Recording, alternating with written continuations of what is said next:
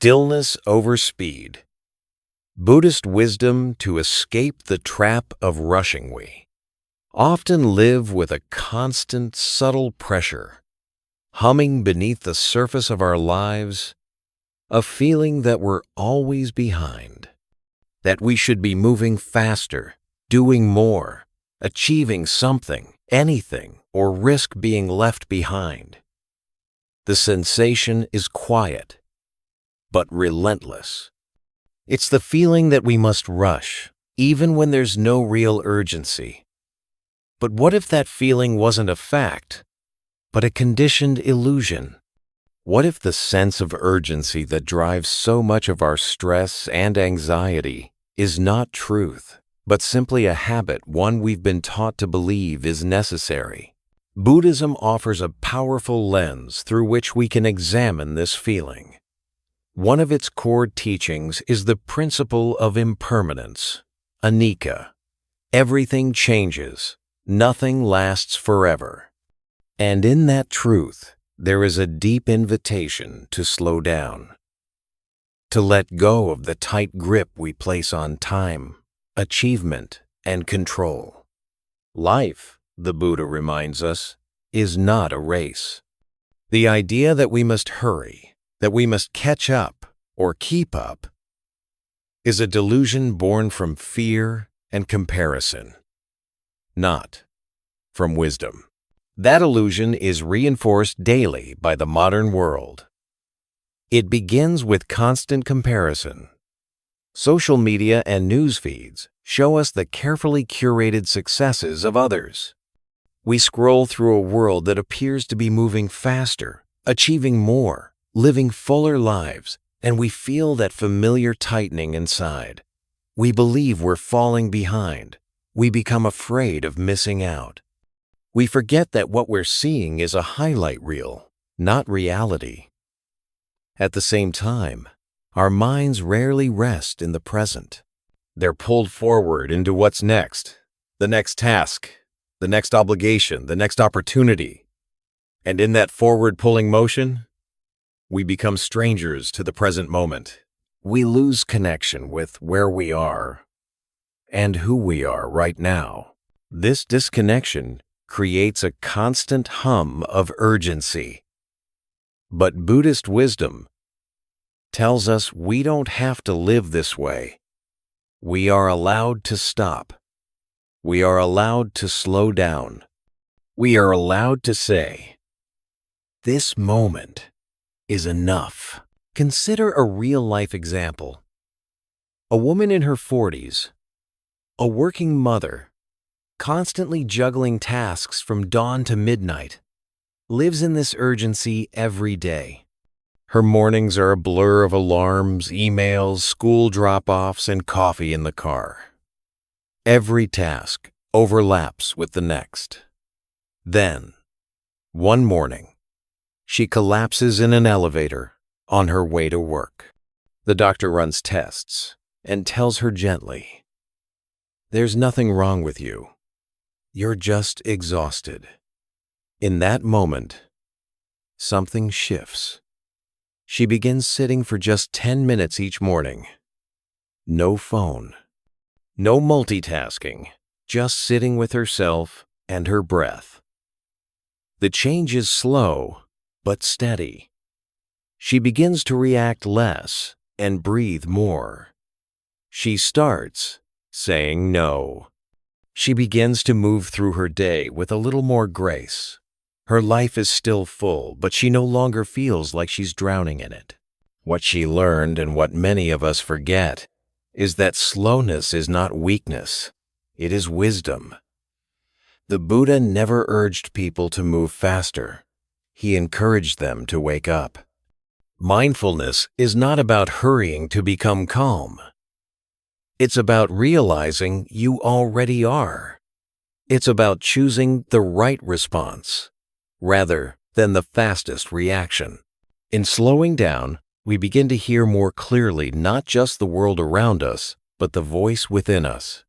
We begin to notice our thoughts, our tension, our breath, and our choices. Small moments of stillness can become acts of great transformation. Take a single step 20% slower than usual. Drink water without looking at your phone. Wash your hands with the awareness that you're caring for your body, not just completing a task. These are not spiritual performances. They are invitations back to your life. And when you live this way, even briefly, urgency begins to lose its grip on you. So ask yourself, when was the last time you felt completely unhurried? Not lazy, not stagnant, but deeply, peacefully unhurried. What were you doing? Who were you with? What did it feel like? That moment wasn't an accident, it was a reminder that stillness is possible.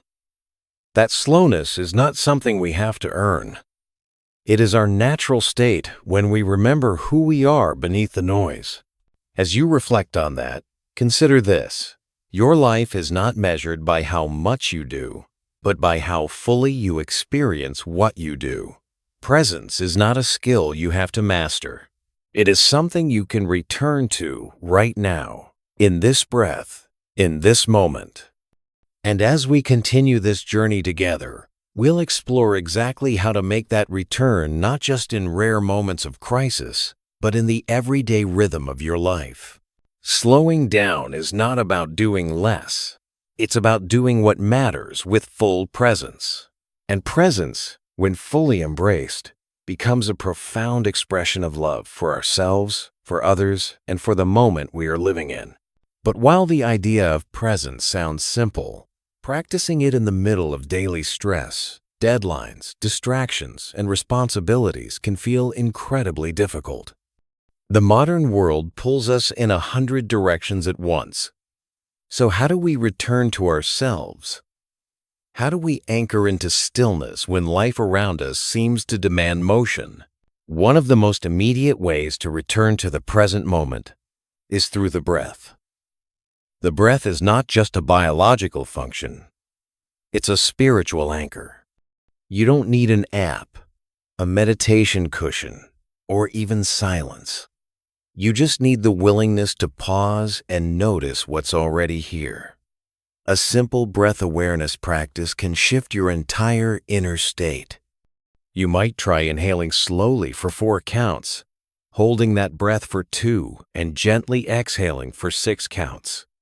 Repeat this for just 5 breaths, and you'll likely feel a noticeable shift, not just in your body, but in your mental space as well. When the breath slows, your nervous system softens. When your attention returns to your body, your thoughts begin to settle naturally. Another overlooked doorway into presence is the space between tasks, the transitions. Most of us move from one obligation to another without pause. From a meeting to a message, from scrolling to eating, from working to parenting. These in-between moments are golden. They offer a chance to reset the nervous system and step back into awareness. Before you open your next email, walk into your next room, or speak to your next person, try pausing for 5 seconds. That simple act, a breath, a blink, a moment of stillness, trains your mind to respond rather than react and brings a gentle rhythm back to your day. In a world that constantly demands multitasking, choosing to focus on one thing at a time becomes a radical act of mindfulness. This is known as the one thing rule, a personal commitment to single tasking, even in a multitasking world. When you eat, just eat. When you listen, just listen. When you work, just work. By doing one thing at a time, you're not falling behind, you're actually moving deeper. You remember more, feel more, and become less exhausted. It may seem counterintuitive, but single tasking increases not only peace, but productivity. You begin to live your life instead of racing through it. Returning to the senses is another powerful way to ground into the now. When your thoughts are spinning, Your body can guide you back to reality. Try noticing your feet on the floor, the temperature of the air on your skin, the subtle sounds around you, or even the scent of your surroundings. By engaging your senses, sight, sound, smell, touch, you begin to shift your awareness from the mind into the body. You are no longer thinking about being present. You are living it. This state, called embodied presence, doesn't need a long retreat or a spiritual teacher. It just needs attention and your willingness to be here. As we come to the close of this long and hopefully grounding journey together, take a moment to notice how you feel, not just mentally, but physically, emotionally, spiritually. Is there a bit more space in your breath? A little less pressure in your chest? A small pause between thought and action? If so, then something beautiful is already happening. You've remembered what our modern world often makes us forget, that you are not here to race. You are here to live deeply, calmly, and with intention. The urgency you've been feeling is not who you are. It's a pattern, a reaction, a habit. And like all habits, it can be unlearned. You've now seen how Buddhist wisdom, simple, timeless, and profoundly practical, can guide you gently back to the present. You've learned techniques to slow down, stories that mirror your own, and truths that don't ask you to escape your life, but to step more fully into it. And this is where the real work begins. Not in some far-off retreat, not in the perfect moment, but in the next breath, the next task, the next choice you make to respond with presence instead of panic. That's where healing lives. So take these ideas with you. Don't try to master everything. Just begin with one small act of stillness, one breath of awareness, one meal eaten without distraction, one conversation held without rushing to reply. Let your life be your practice. Let your pace be your teacher. Let your calm be contagious. If this journey resonated with you, if it brought you peace or clarity, or even just a single useful pause, then I invite you to walk further with us. Subscribe to Ageless Lessons. This is a space where we return again and again to what matters most. Each week, we share wisdom that isn't trendy, but timeless. Stories that speak to the heart. Practices that meet you where you are and gently bring you back home to yourself. You don't have to walk this path alone. Join us. Reflect with us. Breathe with us. And if there's someone in your life who is always rushing, always carrying too much, someone who needs this message, consider sharing this video with them, not as advice, but as a quiet offering of care. Thank you for being here, for slowing down long enough to listen. Your presence matters, and it's more than enough.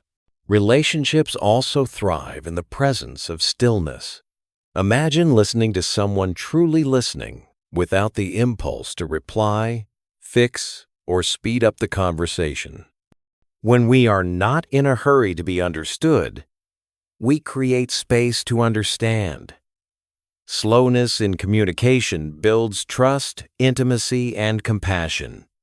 Even a few seconds of pause before responding can shift an interaction from reactive to meaningful.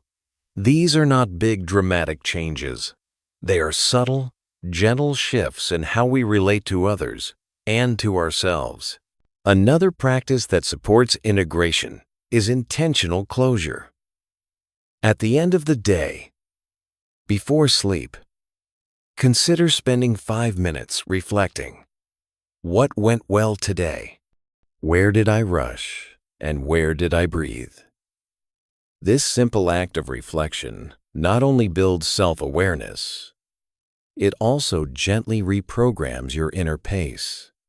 Over time, you begin to move through your life less as a series of checklists, and more as a meaningful unfolding of moments. Stillness is not something you achieve. It's something you return to. It lives underneath the noise, always waiting. You don't have to wait for a vacation or a breakdown to access it. You can start now in your kitchen, in traffic, during a meeting, while folding clothes. You can build a life that holds both action and awareness, both movement and quiet, both ambition and ease. And as you begin to live this way, with intention, with rhythm, with breath, you may find something surprising. You're not falling behind. You're not missing out. You're actually arriving fully into your own life.